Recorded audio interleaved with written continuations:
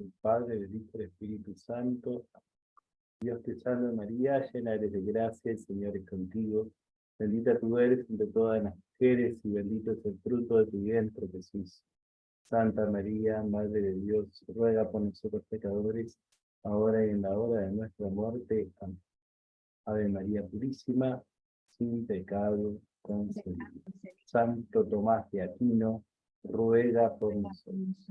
En el nombre del Padre, del Hijo y del Espíritu Santo. Amén. Bueno, vamos a comenzar hoy con esta clase de introducción a la filosofía, la primera parte de antropología. La he dividido en dos partes porque si no eran demasiadas cosas para hablarlo en una sola clase. Así que por eso, primera parte.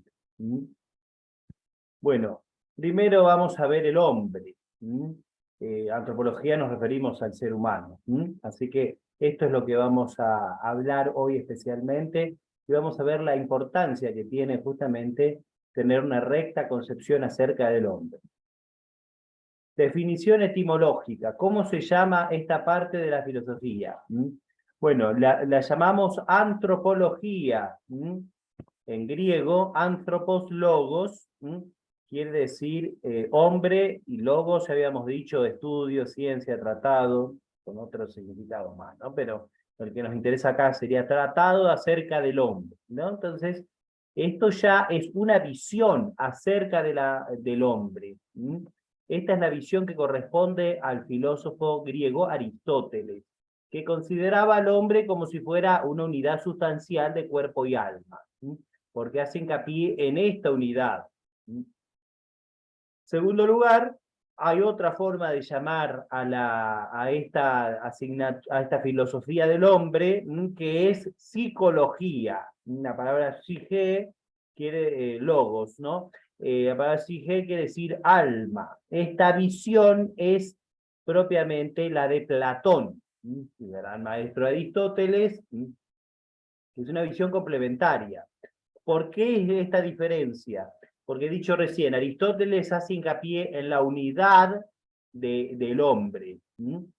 Y Aristóteles, ¿sí? Y Platón hace hincapié en la subsistencia del alma después de la muerte. Entonces, en la visión de Platón, el hombre es el alma encerrada en un cuerpo. Como remito a las clases anteriores, una alma encerrada en un cuerpo. Entonces, en esta concepción, el alma es inmortal, pero el cuerpo tiene una visión un poco negativa, peyorativa de la existencia, ¿no? En cambio, en Aristóteles, que considera al hombre como una unidad sustancial de cuerpo y alma, el cuerpo no es malo, la materia no es mala, pero tiene el problema de qué pasa con el alma después de la muerte. ¿Qué pasa? Bueno, esta pregunta no la voy a responder hoy. La voy a responder, Dios mediante, la clase siguiente, donde tengamos la conclusión de la antropología que demuestra justamente la existencia, la inmortalidad y la espiritualidad del alma. Pero esta solamente voy a dejar la pregunta planteada para la clase siguiente. Pero por ahora saber que este nombre no es indiferente. Ya el nombre expresa si uno sigue la escuela filosófica de Platón o la de Aristóteles. Definición real, porque esa es etimológica, es decir, la explicación de la palabra. Definición real es la que es propiamente la que nos interesa siempre en todas las materias o en las cosas, ¿no? Es la ciencia que estudia al hombre en cuanto a su naturaleza específica. Y esto es, o sea, que estudia al hombre, pero en cuanto que es o existe. Y esto es lo que distingue, el objeto formal, es lo que distingue a la filosofía del hombre, digamos, a la antropología, de cualquier otra ciencia que estudia al hombre también, ¿no? La medicina, la psicología experimental, la antropología experimental o lo que sea. ¿Cómo se distinguen? Bueno, justamente por el objeto material y formal, ¿no? Distingue también la antropología filosófica de la teológica, porque la antropología filosófica estudia al hombre bajo la luz natural de la razón, como toda la filosofía, pero la antropología teológica estudia al hombre bajo la luz de la revelación virtual. ¿Qué es la revelación virtual? Los principios de la Sagrada Escritura más el razonamiento que uno le aplica a la palabra de Dios. Que siempre, por supuesto, es una premisa menor. Remito a la clase de lógica. La antropología, entonces, es una ciencia subordinada a la metafísica y de la cual dependen la ética, la pedagogía, todo lo otro, todo lo que tiene que ver con el hombre, la política, la economía, etcétera, todo depende de la antropología. Por esta razón es sumamente importante tener primero una recta concepción de la metafísica, por eso lo vimos antes, y después que tenemos una recta concepción de la metafísica, y podemos agregar de la filosofía de la naturaleza, que ya vimos, o de la cosmología, entonces después, como conclusión, nosotros tenemos una recta visión acerca de quién es el hombre. Y cuando tenemos una recta concepción de quién es el hombre, entonces de esto depende todo lo otro. O sea, la ética, la pedagogía, la política, la economía y todas las otras cosas que nosotros podamos enumerar. Bueno, lo primero que se pregunta la antropología es ¿qué es la vida? ¿Qué es la vida? Bueno, Santo Tomás da una definición en esa cuestión de la suma que está ahí a pie de página, dice movere se ipsum, moverse a sí mismo. Esto es la vida. Es decir, dicho de otra forma, el movimiento, ya habíamos dicho, es el paso de la potencia al acto. Es decir, de aquello que tiene la capacidad de ser a un acto, a una operación, digamos, ¿sí? Operación en cuanto al viviente, ¿no? O un acto movido por otro en el caso de un ser inerte, digamos así, ¿no? Bueno, entonces, esto es el movimiento, pero cuando este movimiento es espontáneo, es decir, es intrínseco, es inmanente, surge de del mismo ser, entonces eso se llama vida. Para los vivientes, vivir es el ser, decía Aristóteles, ¿no? Entonces, la vida es muy importante y es lo primero que uno tiene que considerar en todos los vivientes. Pero claro, cuando uno habla de viviente, por supuesto que hay distintos grados de viviente. Entonces uno necesariamente tiene que pasar a considerar lo que llaman los grados de la vida. Y el primer grado de la vida es la vida vegetativa, que nosotros la tenemos específicamente en los vegetales, de ahí viene, obviamente está relacionado el término, y también en los otros vivientes, que tienen vida vegetativa, pero no solamente tienen vida vegetativa, ¿sí? Entonces, ante todo, pensamos, podemos decir, en las plantas, ¿no? Y si uno ve las plantas, y que es común a los otros vivientes, decimos que la vida vegetativa, ¿qué da? El crecimiento, la nutrición, la reproducción, la organización, entre otras funciones, ¿no? Podemos agregar de respiración, etcétera, digamos, ¿no? Por lo tanto, esto es lo común al alma vegetativa, y es lo que nosotros compartimos desde los vegetales hasta nosotros, ¿no? Por supuesto que de diferentes formas.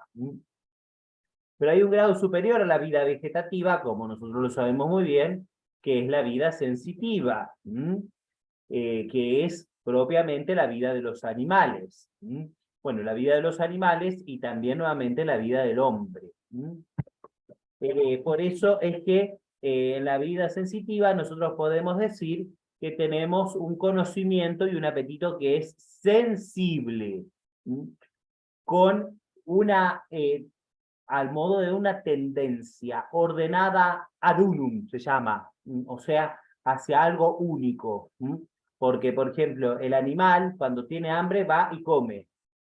En cambio, nosotros, los seres humanos, que también tenemos vida sensitiva o vida animal, sin embargo, nosotros podemos decir, no, ahora no puedo comer porque voy a misa y tengo que comulgar, por ejemplo, ¿no? Entonces uno tiene, por más que tenga hambre, uno dice, tiene otros principios por lo cual uno dice, bueno, esto lo hago o esto lo dejo de hacer.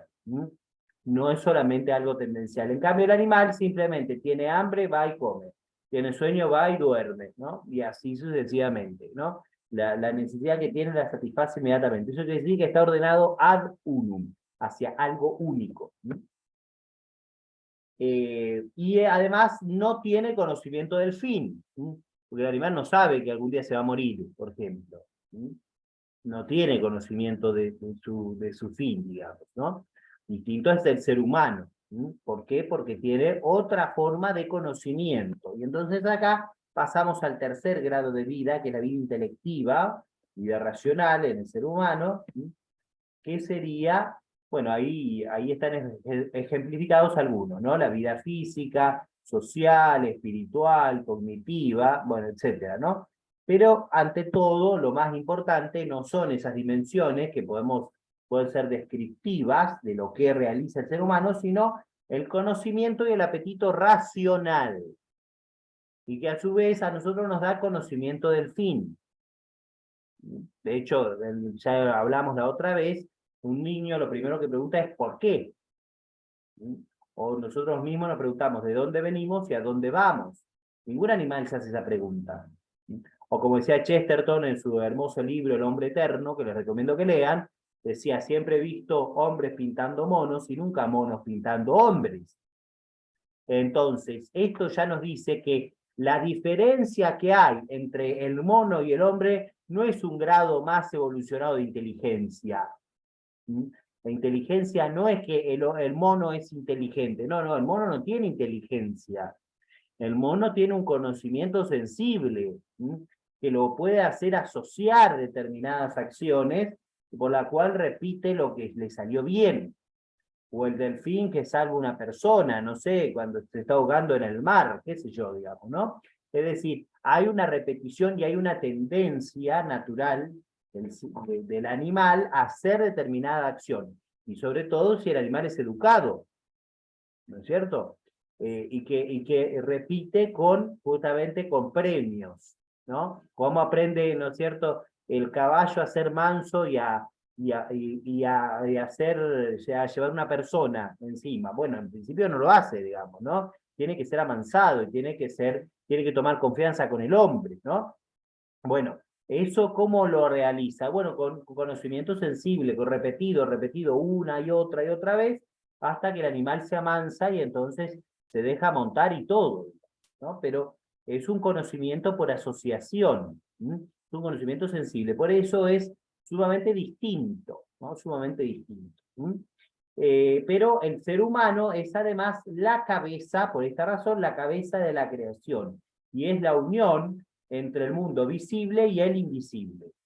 Porque el hombre tiene las propiedades del mundo visible, porque tiene las propiedades del alma vegetativa y del alma sensitiva, pero a su vez tiene las propiedades del mundo espiritual, porque el hombre tiene un alma que lo hace conocer y querer con conocimiento de fin, es decir, un alma espiritual inmortal, y en esto se parece a los ángeles y a Dios. Por supuesto que cada uno de ellos conoce de diferente forma que nosotros, ¿no? El ángel mucho más perfecto y Dios ni hablar. No se le escapa absolutamente nada. No hay nada que esté oculto a su presencia. Por lo tanto, el hombre es, podemos decir, la cúspide de lo visible, por eso el hombre es señor de lo creado, así lo vemos, por ejemplo, en el libro del Génesis, pero a su vez es lo intermedio entre el mundo espiritual y el mundo visible. Antes de entrar propiamente en las potencias del hombre, voy a hablar en general acerca del conocimiento y del apetito, para tener una idea genérica y después ir particularizando en cada uno de ellos. Bueno, cuando uno dice conocimiento, bueno, el conocimiento es la posesión intencional de una forma. Ya habíamos dicho que es la forma está, en principio está en la realidad, que hace que las cosas sean lo que son. La forma da a la especie, entonces si veo no sé, un cerdo, entonces quiere decir que tiene la forma de cerdo, ¿no? y es distinta de la forma de, ¿no es cierto?, del perro, por ejemplo, ¿no?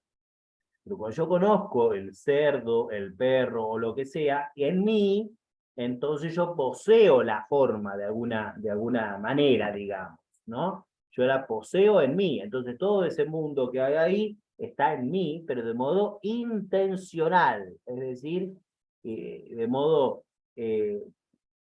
in quiere decir hacia, ¿no? Tendere, ir hacia, ¿no? Entonces es como que está esa forma que está ahí afuera, está dentro de mi inteligencia. Lo graficamos en el cerebro, pero el cerebro es un órgano, ya lo vamos a ver hoy, es un sentido, o más de un sentido, ahora lo vamos a ver, ¿no? Entonces, pero está en la inteligencia que es una realidad del alma. ¿Sí? Por eso el conocimiento es una forma que está en mí, no en in rerum natura, en la realidad de las cosas. ¿Sí? Y esto quiere decir que este conocimiento tiene determinados elementos. Primero hay una proporción en todo conocimiento, ya sea en el sensible como conocimiento intelectual, hay una proporción, porque mi ojo, por ejemplo, tiene la capacidad de descubrir el color que está en la realidad. Si no, mi ojo no podría captarlo, mi oído no puede captar el color, porque no está proporcionado el oído para captar el color. O si yo fuera ciego, entonces tampoco mi ojo estaría proporcionado para captar el color. Entonces hay una proporción entre, en este caso, el ojo, el oído, etcétera, o la inteligencia, y la realidad. Y según esa proporción es la capacidad que tiene de hacerlo en sí, en mí, ¿no? Por supuesto, el conocimiento intelectual es superior, ¿no? Como ya hemos dicho, aquella frase de Aristóteles, muchas veces citada, y ahora también la analizaremos, el alma es en cierto modo todas las cosas. Bueno, justo esta frase, ¿no? El alma es en cierto modo todas las cosas, porque la inteligencia, podemos decir, tiene la capacidad de leer dentro. Lo primero que es captado por la inteligencia es el ente, es el ser, y todo es ente y todo es ser. Entonces todo puede ser captado por la inteligencia. Además, en segundo lugar, hay una relatividad. Esto no quiere decir que seamos relativistas, pero hay una relatividad, es decir, hay una relación entre lo que yo capto y mi potencia. Si no hubiese relación, nuevamente sería ininteligible, como la nada. Como carece de ser, no hay ninguna relación con mi propia inteligencia. La podemos conocer por negación. Negamos que sea tal ser.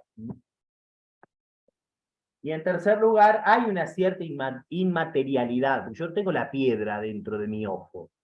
Pero cuando veo una piedra, no la tengo adentro de mi órgano sensorial, porque si no, destruiría mi capacidad para seguir viendo. Entonces, ya hay una inmaterialidad. Por más que yo tenga la imagen de la piedra, ya hay algo que está despojado de su realidad en la naturaleza. Entonces, pero a medida que va progresando el conocimiento, hay mayor inmaterialidad. Pasamos al apetito, o sea, a la tendencia, al deseo, digamos así. Se define como la tendencia que surge a partir de la de la forma poseída, o sea, de un conocimiento. Siempre el apetito se sigue de un conocimiento. Si yo no conozco, no puedo, nadie puede amar lo que no conoce. Esa frase tan famosa, tan conocida, a esto se refiere. Entonces yo no puedo querer la comida si antes no la conozco. Tiene que haber algo, a un conocimiento previo. Pero cuando hablamos de apetito es necesario que distingamos dos clases de apetito. El primero es el que surge naturalmente de la forma poseída. Y este apetito, llamado natural, es común con los seres, podemos decir, que no tienen inteligencia y voluntad. Incluso que no tienen apetito sensible. Por ejemplo, lo que siempre dice Santo Tomás, el fuego, que va hacia arriba, ¿no? Siempre el fuego va hacia arriba, digamos, ¿no? Entonces uno dice, ¿y por qué el fuego va hacia arriba? Bueno, es su apetito natural, es su tendencia que se sigue de la forma que él mismo tiene. Por eso es la forma natural, de la forma poseída naturalmente.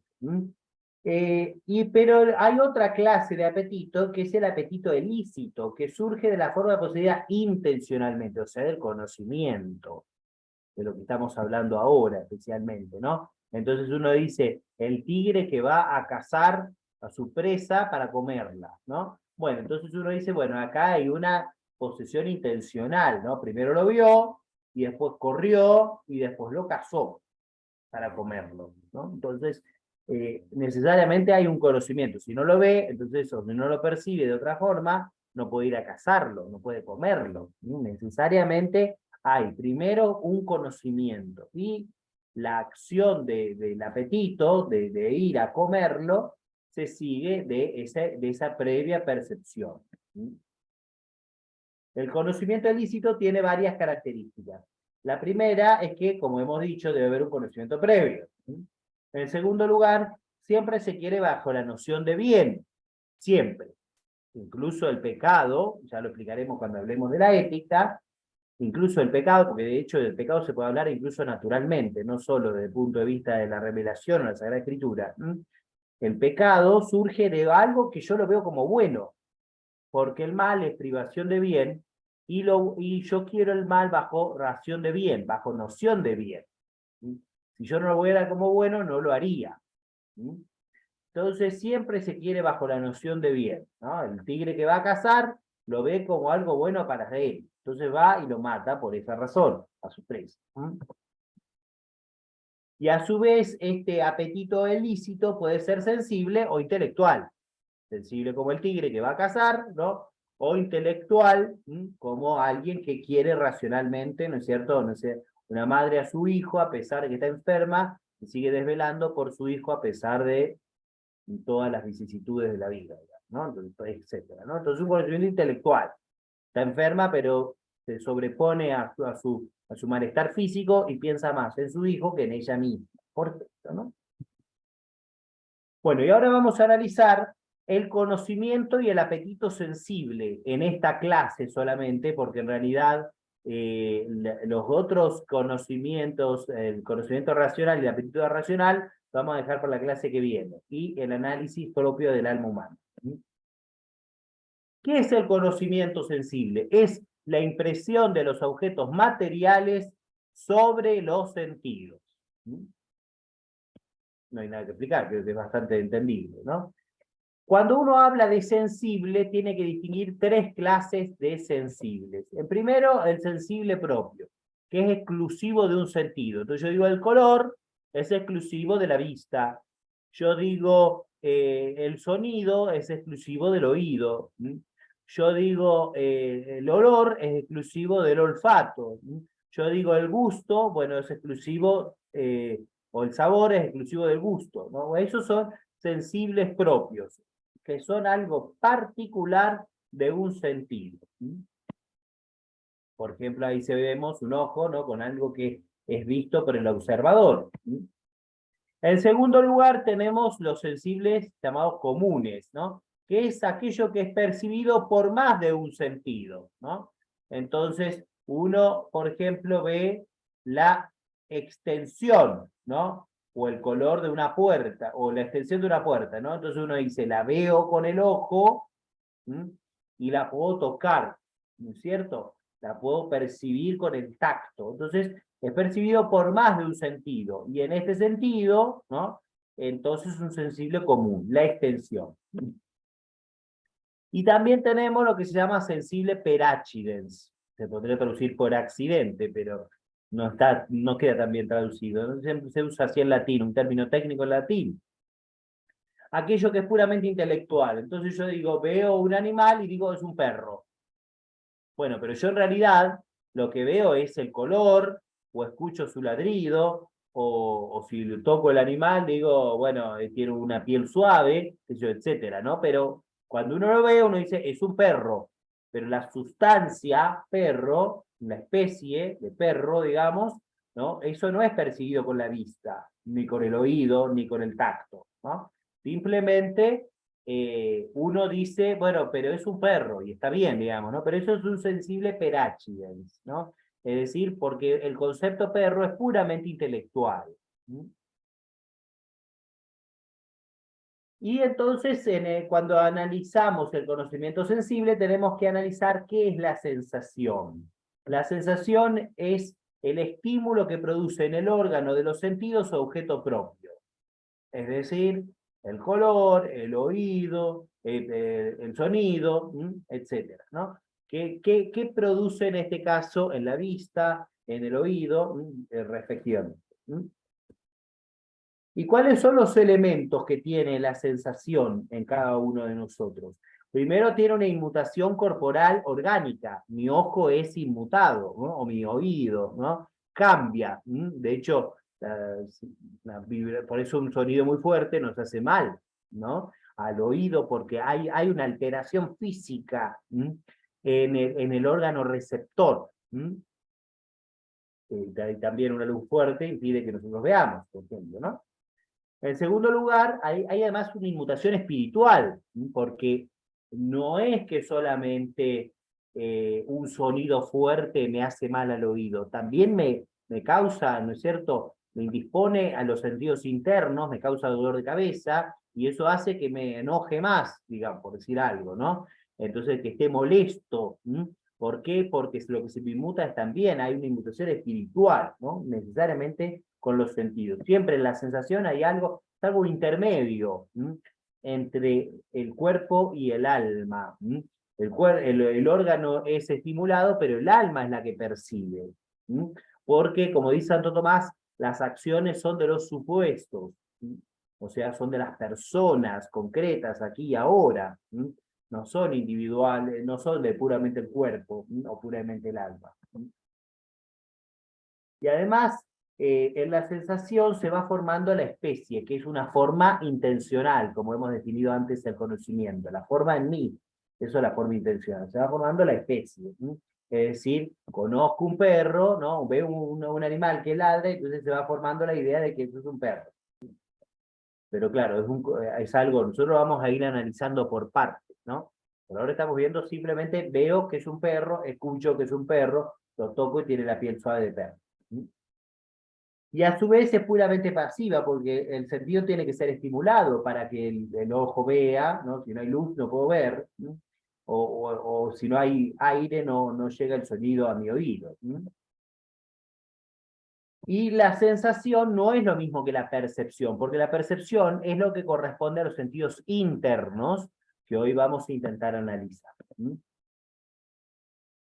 Las potencias se diversifican por sus actos y los actos están en relación a sus objetos propios. Bueno, esto es algo que se desprende de la filosofía de Santo Tomás y que es algo muy importante para entender la antropología y para distinguir las potencias. La frase de Santo Tomás está ahí en el comentario del libro de Ánima, que no es el mismo que eso de las cuestiones disputadas de Ánima, está ahí citado abajo. La frase de Santo Tomás, que entenderla es entender casi toda la antropología, por eso me detengo en esta frase, dice, por los objetos conocemos los actos, y por los actos las potencias, y por las potencias la esencia del alma. Si uno entiende esto, entiende casi toda la antropología. ¿Y qué quiere decir eso? Quiere decir que cuando hay un objeto propio, me denota a mí la potencia y el acto que esa potencia realiza. Por ejemplo, uno dice el color, ¿no? El color tiene que ser percibido por una potencia, en este caso la vista. Y hay un acto propio del ojo para percibir el color, que es el acto de ver. Entonces, el acto de ver es distinto del acto de escuchar. Y como es distinto el acto de ver del acto de escuchar, quiere decir, y completamente diverso, entonces quiere decir que hay una potencia distinta del ojo. Entonces, esa potencia es el oído, ¿no? Que percibe otra cosa distinta del sensible que está allí. Entonces, esto es muy fácil distinguir el ojo del oído porque lo vemos y tenemos mucha experiencia de eso, digamos, ¿no? Es algo que está, es per se note, diría Santo Tomás, es evidente, está delante de nuestra vista. Pero cuando uno va a las potencias espirituales, entonces uno va a decir, bueno, esto es distinto del otro. ¿Por qué? Porque la potencia queda diversificada por su acto, ¿no? Tenemos que sacar de lo que vemos, que son los sensibles, los sentidos externos, que es muy evidente para nosotros, y entonces así nosotros vamos a diversificar las otras potencias que no vemos y que nos es más difícil llegar a esa conclusión. Y después por la frase de Santo Tomás de pie de página, por las potencias vamos a ir a la esencia del alma. Eso va a ser la conclusión de la clase que vamos a ver la próxima, Dios mediante. Bueno, ¿cuáles son las clases de sentidos? Bueno, todos sabemos que tenemos sentidos externos, ¿eh? De hecho, recién los he enumerado. Esto es muy fácil. Pero además tenemos sentidos internos, ¿eh? Que esto lo vamos a ver al final de esta clase. Por ahora vamos a analizar los sentidos externos. Todos sabemos que tenemos 5 sentidos, o es lo que siempre habitualmente se dice. La vista, el oído, el olfato, el gusto y el tacto. Esos son los 5 sentidos que siempre habitualmente se dice. Pero Santo Tomás va a decir que el tacto es un sentido general, en esa cita ahí que está ahí abajo. Y eso que dijo Santo Tomás en el siglo XIII lo demuestra hoy la ciencia contemporánea al decir que muchas cosas están incluidas en el tacto. Por ejemplo, el sentido muscular, que entendemos nosotros qué quiere decir. Por ejemplo, el sentido kinestésico o sinestésico se puede llamar, que se encarga del movimiento de nuestro cuerpo. Kinesis quiere decir en griego movimiento. El sentido senestésico, la senestesia se refiere a la percepción de la posición y movimiento de una parte del cuerpo, que es el conjunto de sensaciones internas del organismo que permiten tener conciencia de la existencia, del estado y del funcionamiento propio. El sentido del dolor, el sentido del calor, de la orientación y del equilibrio. Todo eso está incluido en el sentido del tacto. Por eso el tacto es un sentido genérico, como dice Santo Tomás, ¿no? Pero podemos decir en general que son 5 sentidos, pero que hay uno que es genérico, que incluye a los demás. Y a su vez, esa es la jerarquía. Como recién los he enumerado, en relación a su inmaterialidad, esa es la jerarquía. Primero es la vista, porque es lo más inmaterial, la luz es lo más inmaterial. Después viene el oído, porque ya el sonido también es evidentemente algo inmaterial, algo que está alejado bastante de la materialidad, pero necesita del aire para transmitirse. Después viene el olfato, ¿no? Porque evidentemente también tengo que estar más cerca de lo que escucho. Después viene el gusto, que podemos decir es un tacto en particular de una parte del cuerpo, que es la lengua. Y por último viene el tacto.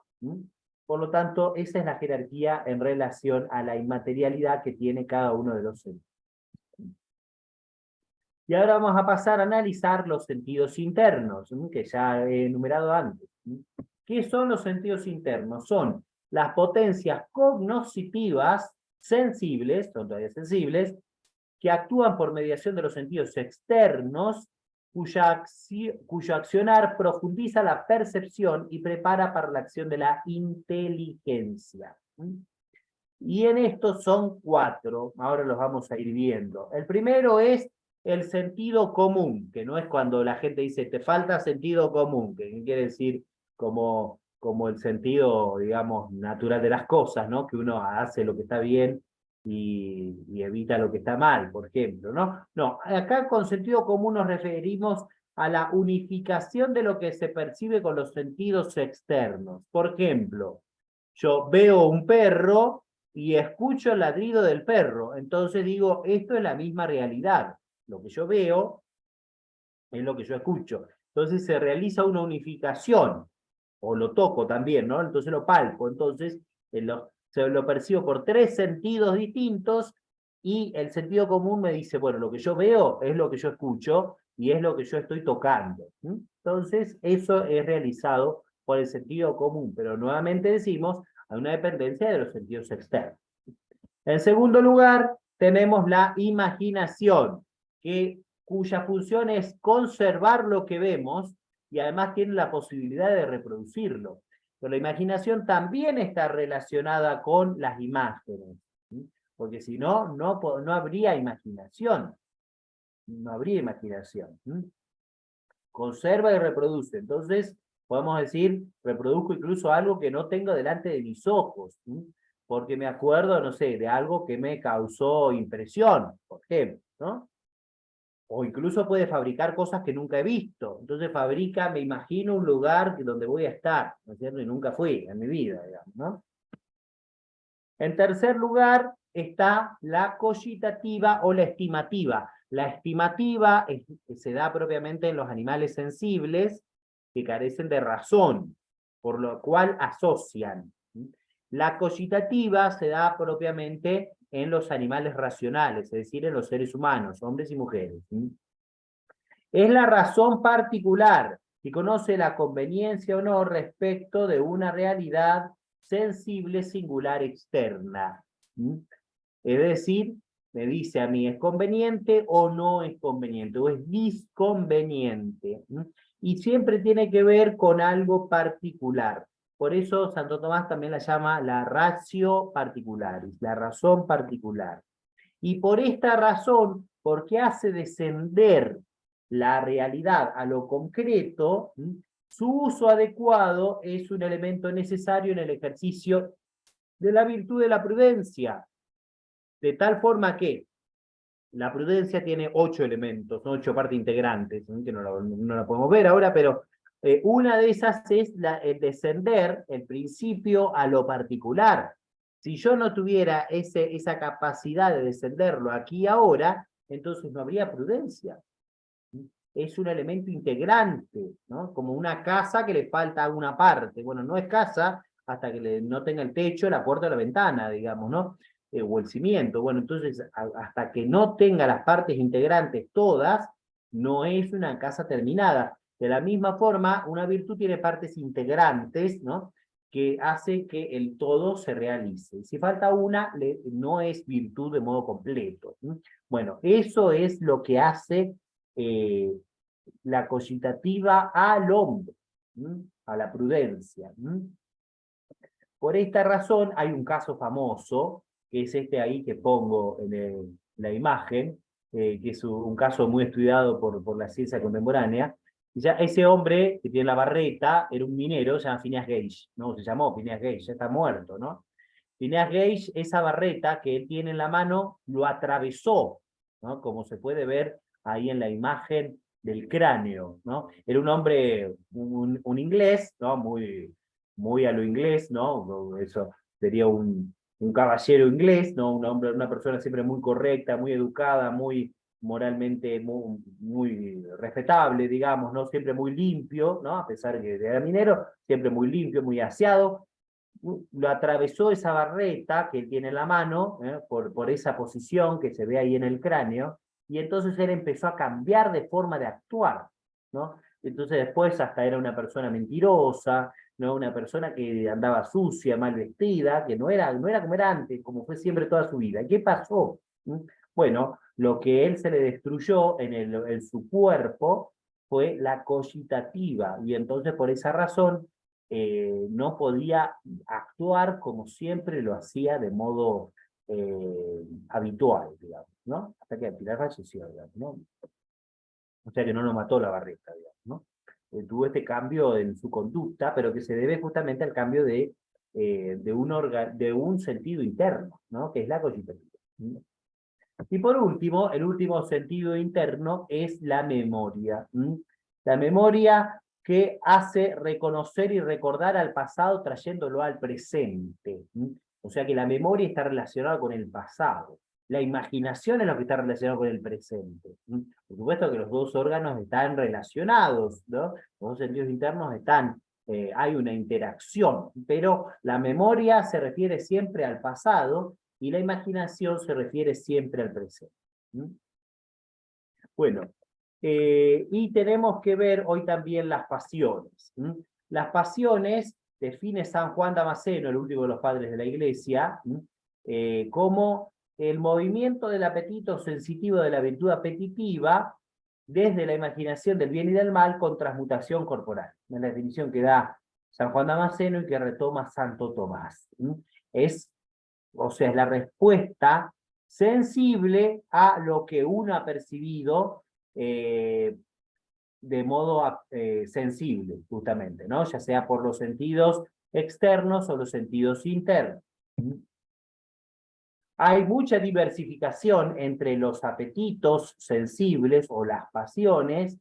Hay mucha diversificación porque estamos hablando de bienes sensibles, ¿no? Y como es algo sensible, entonces, así como se distingue el sentido externo del interno y los sentidos externos de los 5 sentidos que hablamos, o los sentidos internos de los otros 4 que recién analizamos, así también ocurre con las tendencias. Por eso se diversifican mucho.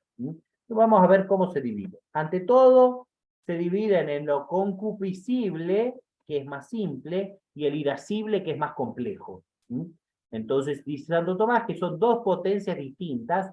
¿Por qué? Porque uno es un movimiento simple y uno es un movimiento más complejo. Y en los movimientos simples, nosotros tenemos un bien que primero es simplemente aprehendido, tomado, aprehendido con H, porque sí tomar. Entonces, si simplemente aprendido es el bien solamente, entonces eso se llama amor. En negrita están cada una de las pasiones, como se llaman, ¿no? Pero si lo que es aprendido es el mal como opuesto al bien, entonces eso se llama odio. Amor, deseo, no sé, la comida, porque tengo hambre, y odio, rechazo el frío, digamos. Mucho frío lo rechazo, con mucho calor lo rechazo. Entonces se llama odio, ¿no? Punto de vista sensible, ¿no? Segundo lugar, o en tercer lugar y cuarto lugar, si consideramos el bien futuro, entonces eso se llama deseo. Es decir, algo que deseo, que voy a hacer, pero que todavía no estoy realizando, ¿no? Por ejemplo, si tengo hambre, ¿no? No estoy comiendo ahora, pero voy a comer prontamente. Entonces eso se llama bien futuro, se llama deseo. O bien, si hay algo futuro que que lo percibo incluso sensiblemente y no lo quiero realizar, entonces se llama aversión o fuga.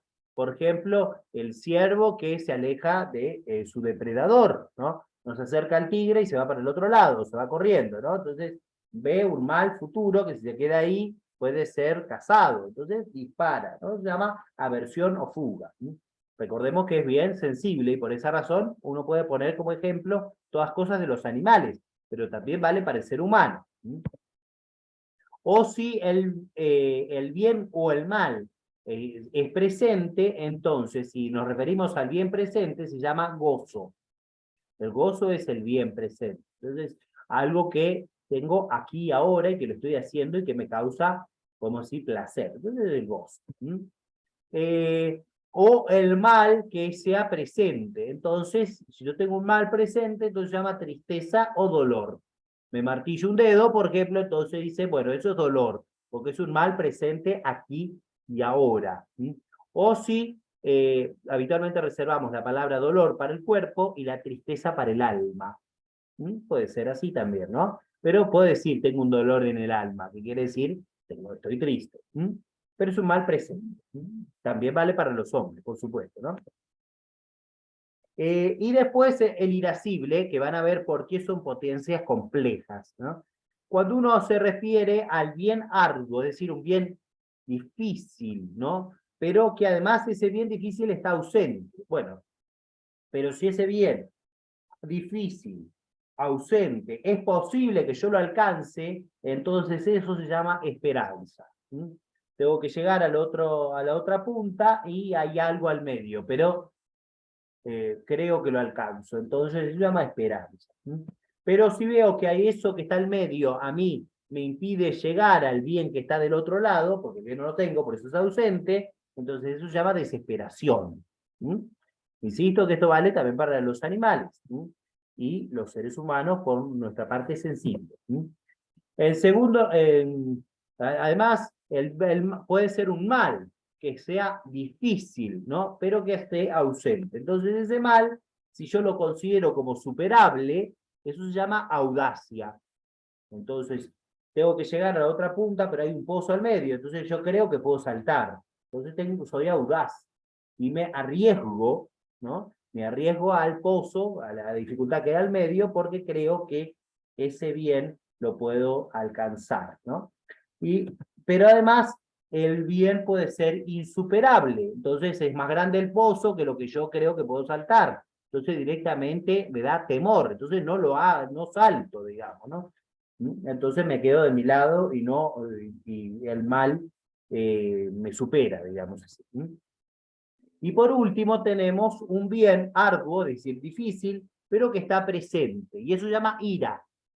La ira es un mal que tengo acá, un bien arduo, ¿no? Que me presenta dificultades, ¿no? Y entonces yo creo que, bueno, hay distintas reacciones frente a la ira, ¿no? La ira en sí misma por eso no es malo. Ahora vamos a ver, ¿no? Esta es la última de las pasiones, ¿no? Como vemos, son 6 del concupiscible y 5 del irascible. Todas las pasiones, como dice Bossuet, aquel gran escritor francés, todas las pasiones se pueden resumir en el amor. Porque si yo amo algo, odio lo contrario. Amo la comida y entonces odio la ausencia de comida. Deseo la comida porque todavía no la tengo y me huyo de la comida que está en mal estado, por ejemplo, porque deseo una comida buena. Y así sucesivamente. Todas las pasiones se pueden resumir al amor. ¿Y cuál es la moralidad? Pues, o un perro, ¿no? Un perro que quiere comer y entonces viene el gato, entonces la ira que le da el perro porque está el gato comiendo es porque él ama la comida. Entonces todas las pasiones, de la primera a la última, del amor a la ira, todas se pueden resumir en el amor. ¿Y cuál es la moralidad de las pasiones? ¿Cuál es decir, ¿son malas? ¿Son buenas? ¿Cuál es la moralidad? Esto en realidad depende de la ética, pero ya que hablamos de las pasiones, ya lo dejamos dicho. Las pasiones no son ni buenas ni malas. Esto es muy importante saberlo. Porque no es que sea malo sentir. Sí mismo no. Somos seres sensibles y el sentido nos surge naturalmente, digamos, ¿no? Nos surge naturalmente. Pero las pasiones, si son gobernadas hacia el bien, son buenas. Y esa es la tarea que tiene que hacer el ser humano. El catecismo de la Iglesia Católica dice, toda la vida moral consiste en el dominio de las pasiones. Entonces lo que nosotros tenemos que hacer es dominar el amor, el odio, la fuga, el deseo, etcétera, hasta la ira, todas tenemos que dominarlas y gobernarlas hacia el bien, con un movimiento político y no despótico, dice Aristóteles. Es decir, yo no tengo que suprimir mi sensibilidad, tengo que encauzar mi sensibilidad hacia algo bueno. Entonces, por ejemplo, si estoy muy enojado con algo, tengo que ir y agarrar un hacha y golpear un tronco hasta partirlo, digamos, ¿no? En lugar de gritarle a mi hermano que está enfrente, ¿no? O sea, la sensibilidad yo tengo que encauzarla hacia algo que no agreda al prójimo, por ejemplo, ¿no? Y como eso vale para otras cosas. Pero si las pasiones no son gobernadas o son inclinadas hacia el mal, entonces son malas, por supuesto.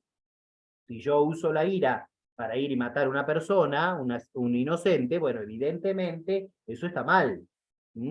Pero si yo no gobierno la pasión y yo me dejo llevar por mi impulso y mi sensibilidad, también está mal, porque el hombre tiene algo más importante que un amor sensible, que un odio sensible, que un deseo sensible, que una fuga sensible o que lo que sea.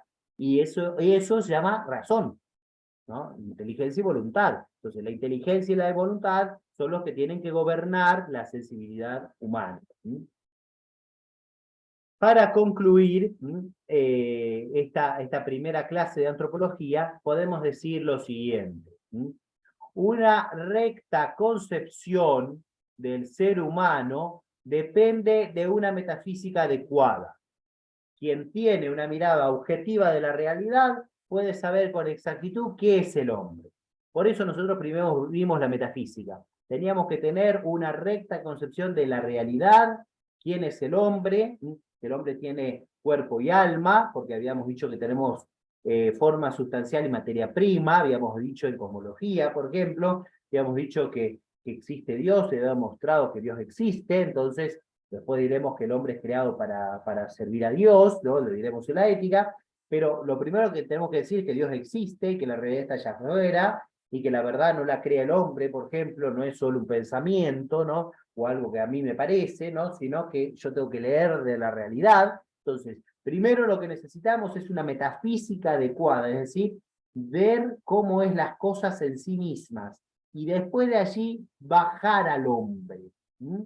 Entonces, después que nosotros sabemos qué es la metafísica y qué es la cosmología, decimos quién y qué es el hombre, ¿no? Tener una recta concepción de la antropología se deriva de la metafísica y de la cosmología.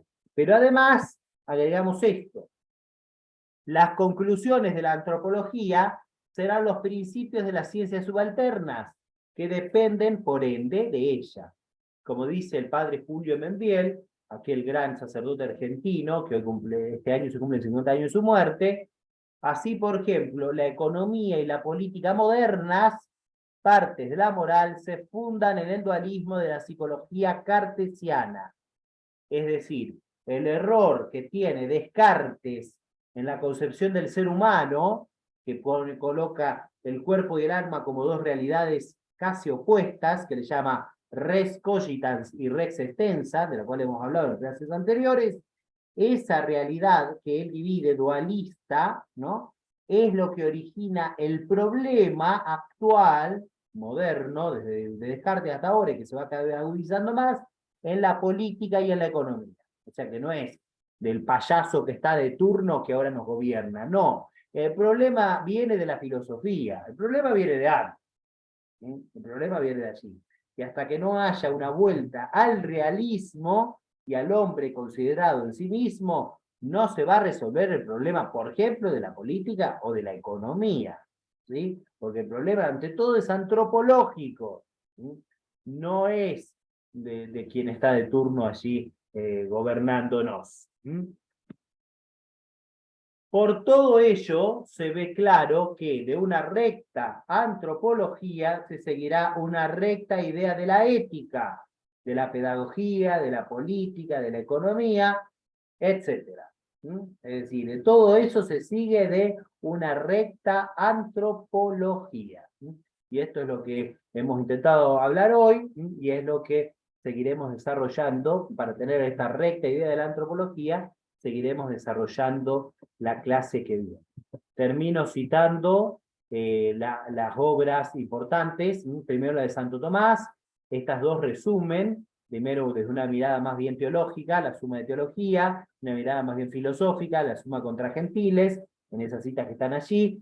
Esta tercera obra es una obra de Santo Tomás que disputa con los averroístas latinos, que hablaban que hay un intelecto único y separable para todos. Bueno, lo explicaremos más la clase que viene.